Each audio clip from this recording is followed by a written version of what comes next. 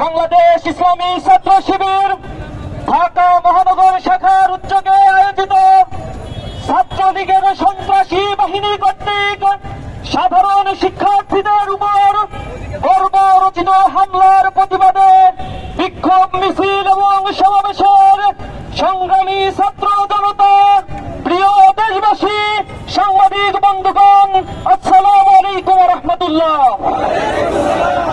প্রিয় ছাত্র জনতা, আপনারা অবগত আছেন বিগত কয়েকদিন যাবত বৈষম্যমূলক কোটা সংস্কারের দাবিতে সাধারণ ছাত্ররা সারা বাংলাদেশে তীব্র গণ আন্দোলন করছে।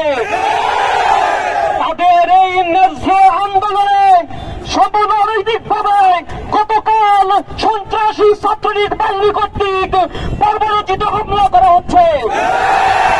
আমরা এই হামলার তীব্র নিন্দা এবং প্রতিবাদ জানাচ্ছি।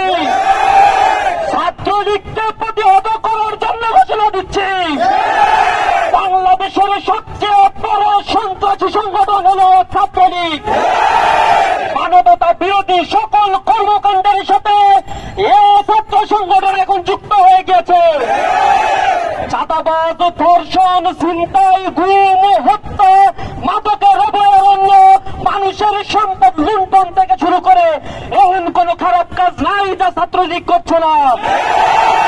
সরকারের কাছে উদাত্ত আহ্বান জানাই, ছাত্রলীগকে অনতি বিলম্বে বিশেষ ট্রাইব্যুনাল গঠন করে নিষিদ্ধ ঘোষণা করতে হবে।